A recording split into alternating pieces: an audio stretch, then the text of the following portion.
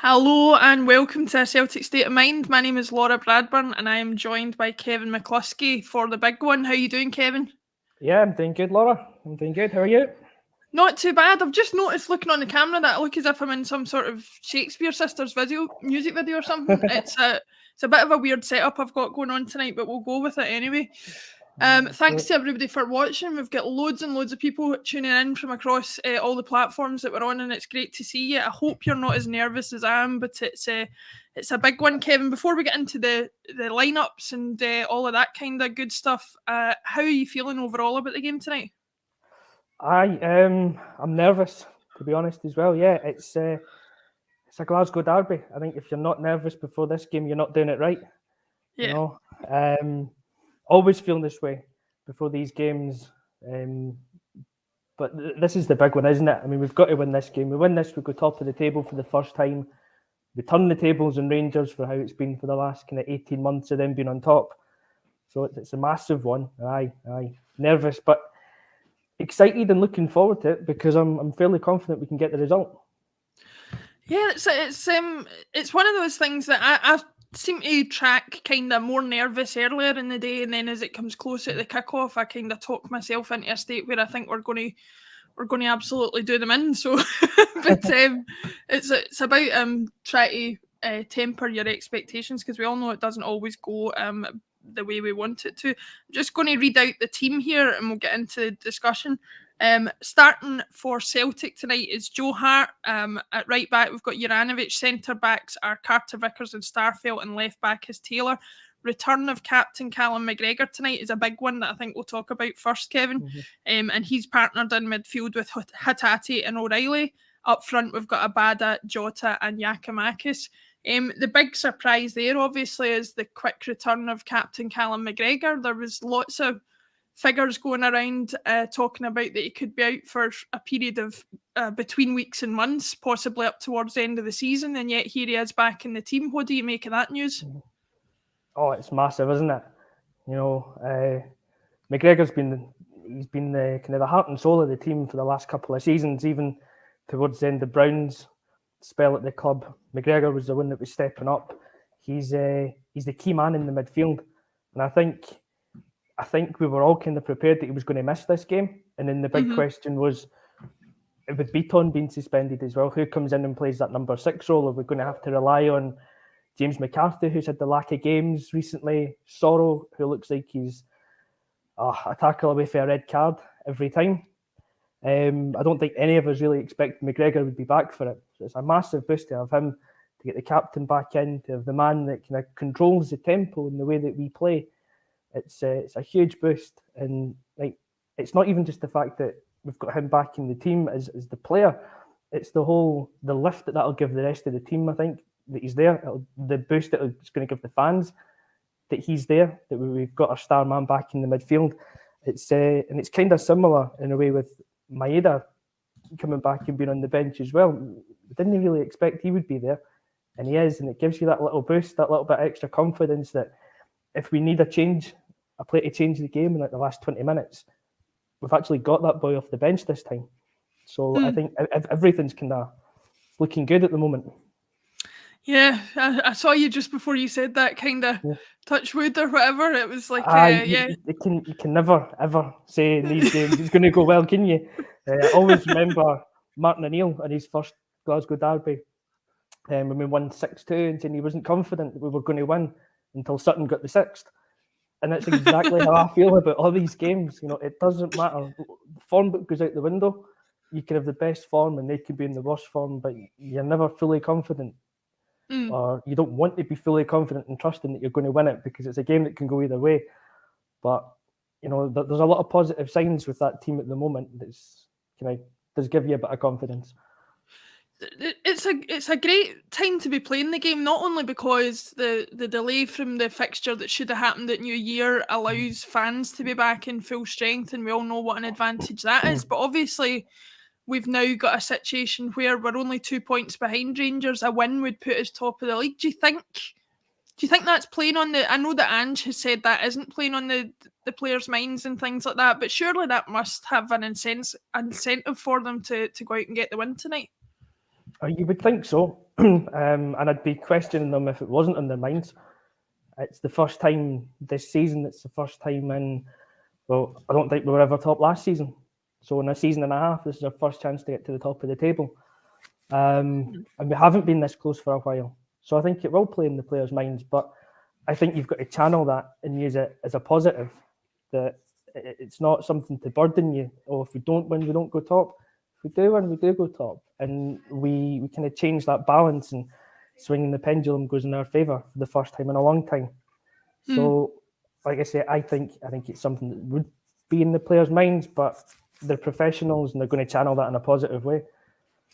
Yeah, I think Daniel F., who's always commenting on the show, says Maeda on the bench and Calmac starting's a massive boost. That's clear to see. Just for everybody who's wondering, the bench is Bain, Scales, Sorrow, McCarthy, Maeda, Forrest, Ralston, Welsh and Doak. An interesting one to look at there. It's a big night for Doak if he manages to get off the bench, Kevin. What did you make of his performance in the latter stages of the match against Dundee United? Were you encouraged by what you saw? I was, yeah, very much so. I was really impressed by him. I didn't know too much about him until just a few weeks ago, really, until he started to, I think he was on the bench, was it against Hibs, perhaps, and didn't get on. But then, yeah, the weekend that he came on, he's 16 years old, but he looks like a big lad. He looks quite physical. He can handle the man's game that he's kind of stepping up to. He looked comfortable in the ball. He was quick, direct, had no fear to take his man on. So there was a lot of positive signs from that game. So, I mean, again, you'd like to think if he gets his chance, if Ange puts him on, it's because he's ready and he trusts in his ability. So, yeah, like you say, from that performance, a lot of positives to take from it. Yeah, we'll look at the bench in more detail in a little bit. It's a funny one because without even looking at the Rangers team, I kind of feel as though we're all about Celtic. We're all about the team that we're putting out. The way that we've been playing, really any team that Rangers put out, we can hopefully handle it. And it's a bit of confidence that I certainly didn't have last season, to the point where I didn't even check the Rangers team before coming on stream. We will obviously talk about it a little bit later on. Do you think that confidence is misplaced, or do you think that's the best way to approach things? Do we just worry about the way that we're playing and trying to impose our game on them? I think that's right. I think that's the way to approach these games. It's a big game. We know that Rangers are a good team. We know their strengths. We know their weaknesses. But I don't think there's too much point in dwelling on them or focusing on them too much, because we're not wanting Rangers to lose the game as much as we want Celtic to win the game. Yeah. So I think you've got to focus on what we can do to win the game. And the team that's gone out, I think, is one that it's our strongest team that we've got at the moment. It's going to play to our strengths.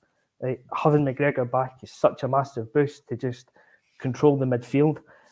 Hatate and O'Reilly, the energy and the passing that they've brought in the last couple of games was something that we were missing up until now, really, this season. So I think we're quite right to have a bit of confidence about us. We've been playing well recently. We haven't always had the break of the ball or the rub of the green at times, but on the whole, we've been playing well. And the team that's out there, it's a strong team. Everyone, possibly with the exception of Giakoumakis, is playing at the top of their game. Yeah. But who knows with him? I mean, this could just be his game. He could thrive in the big game. It's a night for a hero to be made, that's for certain, and we'll get on to Giakoumakis and a couple of other players you mentioned there. I just wanted to bring this up from Ryan Kelly. Even in all, I'm kind of ready to put the pre-match nerves behind me now and look forward to the big occasion tonight. Hopefully a great result comes with that. Come on, you boys in green. I don't know if I'm quite ready, Ryan, to put the nerves behind me, but they'll soon be gone when the kick-off starts and you get into the match. We'll look at Giakoumakis in a little bit, Kevin, but I was interested to hear your thoughts on Hatate and O'Reilly specifically. I haven't had a chance to speak to you since they came into the team. The big thing that you said about them is that they are so dynamic and they make such a difference, but in different ways. What are the things that you think each of them bring to the team? We'll start with Hatate. What is it about him that you've seen that I presume you like so much? I can't think of a Celtic supporter that's had a bad word to say about him yet. And I'm not going to start on that either. I don't think there is one that's got a bad word to say about him. He's been, I think they've both been like kind of the players that we've been missing in the midfield, but probably Hatate more so because he's all action.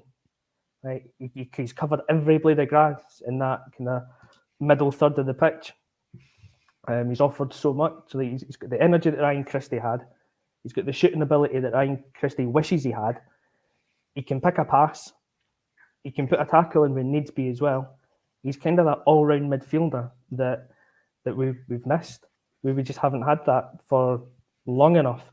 As much as somebody like David Turnbull's a kind of good, tidy player, and he'll chip in with a goal every now and again, I find at times he can go missing, and he's not as energetic, for want of a better word, as Hatate. He just covers the ground and puts a shift in every game. Such a vital player already.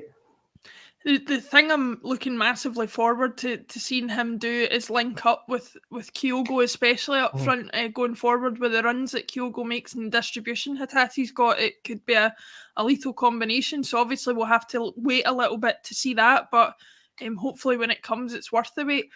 Looking at O'Reilly, he was a bit of an unknown package for me. Certainly not somebody that I knew anything about. I don't happen to take in for all the football I watch. I don't watch a lot of League One football in England, so if an MK Dons player coming to us I wasn't sure about, but I did hear rumours and whispers from MK Dons fans on Twitter and things that they were absolutely gutted to be losing him, and I can see why now. What have you made of his performances so far? Yeah, I think it's always a telltale sign for a player that maybe we don't know so much about, because I'm the same. I don't think I've ever watched a game in League One, so I've no idea what the standard's like. When you're reading the tweets from the club or fans of the club that the player's leaving from, and they're telling you for $1.5 million, this is a steal. He's been the shining light in the midfield for the last year at MK Dons. You start to get a bit excited about it, and then his 2 games so far, I think he's been the best player in the park, both games. I was really, really impressed with him against Hearts. It's like that kind of the one-touch passing that he's got. Everything's looking to go forward, and he's just a very clever player. He seems to pick up good positions in the park to receive the ball. He moves it on quickly. I've noticed quite a lot. He kind of fancies that pass in the inside right channel. So as much as you're looking forward to Hatate and Kyogo linking up, I think O'Reilly and Kyogo could be something as well.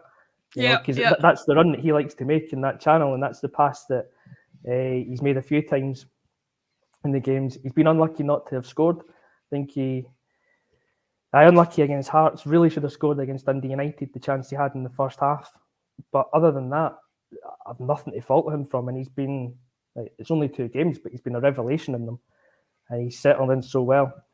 So he's someone like I'm really looking forward to seeing tonight and seeing how he copes with the big occasion, the 60,000, this kind of cauldron atmosphere. I think he's the kind of player as well that will rise to that.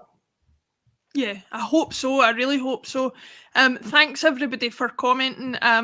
Danny Boy 67 asks any news on the starting lineup. For anybody who's a little bit later coming into the stream, we'll just run through it again.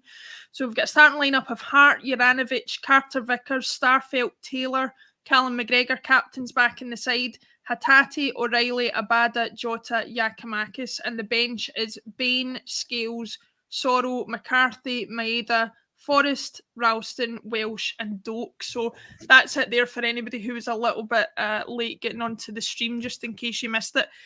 We'll go to the forward line now, Kevin.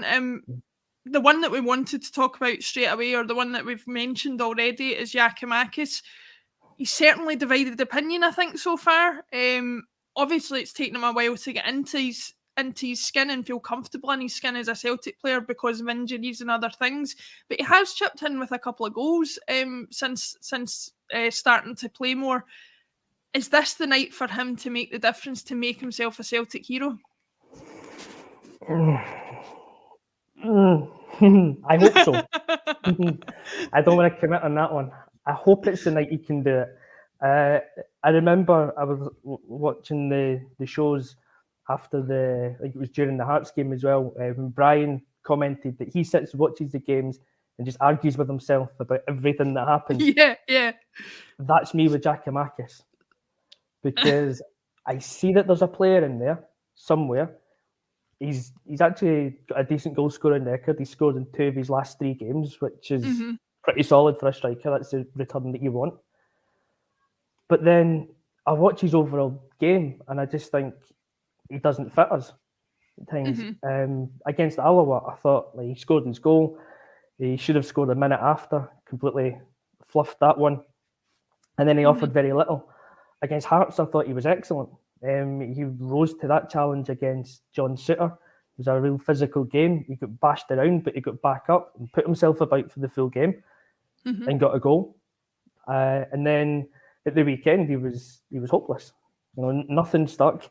Any chance that he had, he just didn't look like he was going to score. So he looks like he's a real confidence player. And if things don't go well for him at the beginning of the game, I could see him being a guy whose head goes down. Likewise, though, or the other way around, if he starts winning a couple of aerial challenges early doors, he could be a menace tonight as well. So I hope tonight's the night that he becomes a Celtic hero, gets the winner. That would be amazing. Can't see it happening though. I want to see it happening, but I can't. Absolutely, I would absolutely love to see him stick the ball in the back of the net, and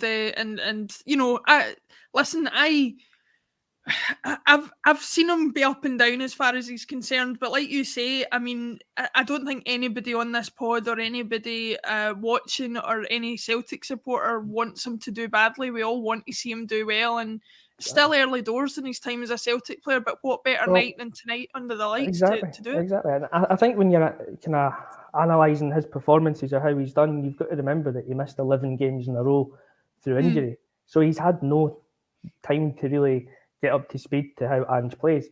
I don't think he's your typical Postecoglou centre-forward, which goes against him right from the off. But he's never had the run in the team to become that striker and to prove that he's good enough.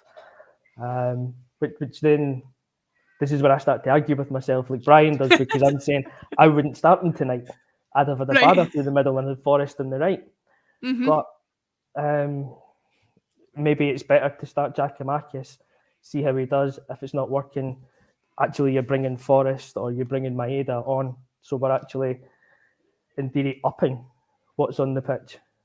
Yeah, we've certainly got options on the bench there, which is not something we've been able to say of a Celtic team a lot over the past couple of years. But looking at the last 2 players we've got, Jota, we all know his strengths and his abilities, and it's great to have him back. But like you said, Abada for some might be perhaps a bit of a surprise inclusion on the right-hand side over Forrest. Do you think, given his late goal, will he be going against Dundee United, will he be going in tonight with confidence? Do you think he can make a big difference tonight? I think he can. I think Abada's name was the first in the team sheet after the weekend. It had to be. Just had to be. He's and the reason I would have put him as a centre forward is because he's going to be on such a high after getting that last minute winner. A lad who's 20 years old, playing his first season over here, had a bit of a dodgy spell at times, you would say, and then gets that last minute winner, gets the crowd on his side. He's flying. So he would, for me, he was always going to be in the team. It was just a matter of would it be on the right in place of Forrest or to the middle. But yeah, I think he was always going to be there. I feel a little bit for Forrest because this is his game. He's for me always shown up in the big games in the Glasgow derbies. He scored a few goals. He's an experienced player as well that I feel you need for these games. So yeah, I feel for him that he's not in the team, but yeah. It's getting to that stage now where we're kind of umming and ahhing about absolutely everything that we're saying. The nerves are taking over, guys. I just wanted to bring this up from Danny Boy 67. Apparently it was Donny Boy 67 the last time and I got them mixed up, so sorry guys, but I can see you both here and we're glad to have you here. It's the pre-match nerves. It's the pre-match nerves. I'm seeing things, that's what it is.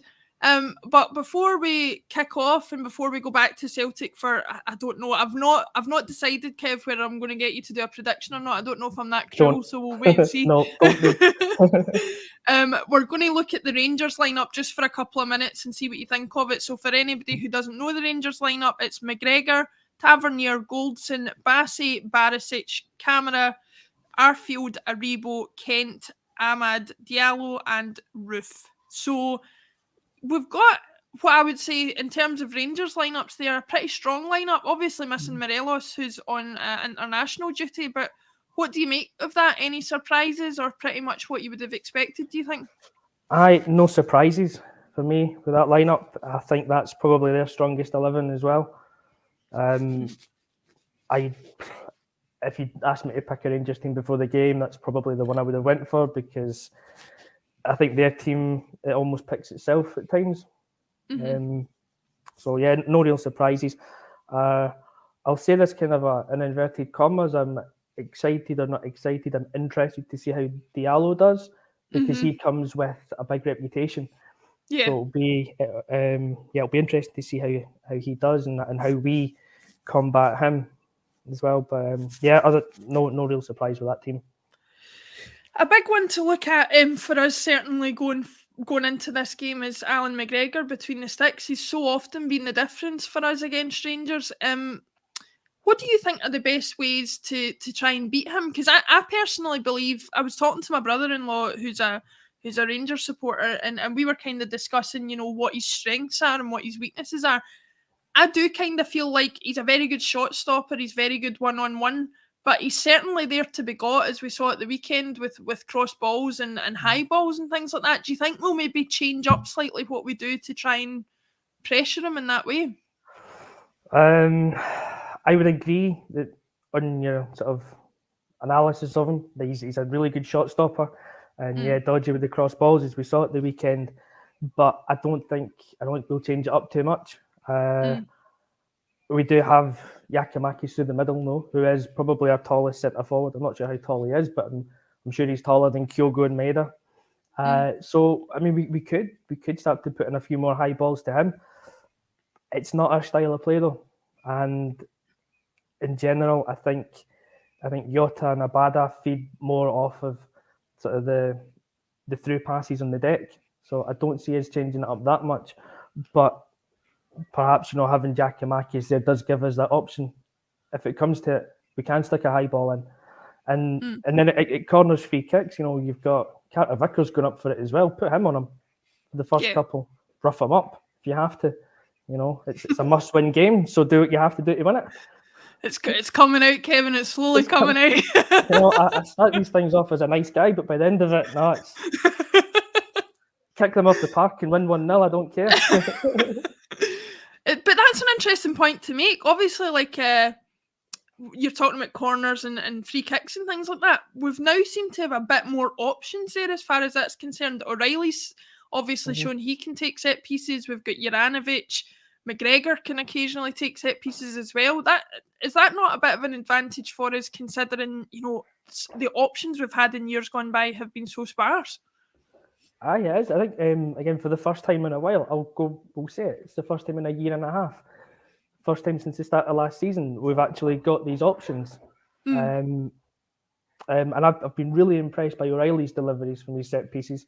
Everything seems to be getting whipped into that 6-yard penalty spot area for players to attack. I want to see Carter Vickers doing that a lot more tonight, because I think he's the biggest threat that we've got aerially from a set play. But yeah, it's for the first time in a while we can mix that up. So if we get a few free kicks in and around the box, you never know. Yeah. Mick R on YouTube, I'll just pull that up, says need to get somebody on the end of the set pieces, Laura, which is a fair point. I think that, but as is always the case, you can only get somebody on the end of them if they're of good quality. So if one part of that's done, then hopefully the rest of it will be. We're going to cut the stream a little bit early tonight just to let everybody go and get in their places and get suitably drinked up and whatever it is that you need to do, get your pies out the oven, whatever it is you're doing. Kevin, before we go, I wouldn't be so uncaring as to make you make a score prediction. So I'll say this. Who do you think is the player for Celtic that can make the biggest difference tonight? And who do you think will make the biggest difference for Celtic tonight? I think the player that can make the biggest difference is Jota. Because he's just something different for me. He's the best player in Scotland when he's in his game. Against United at the weekend, he was playing for fun. So he's the man. I think the danger man for us. We'll kind of feed him the ball as much as we can and let him terrorise Tavernier probably right back. So he's the one, and then I don't know, the man who actually will make the difference is the one that gets the winner, and I don't care who that is. Exactly, it could be absolutely anybody, and we'll just be happy to see it going. Yep. Thanks everybody for watching. Thanks Kevin for joining me on the pre-match. We'll see you at half-time, hopefully with smiles on our faces and not tears in our eyes. But yeah, I'll let you go. Good luck to everybody watching. Hail, hail, on the hoops. Thanks, Kevin. Cheers, on the hoops.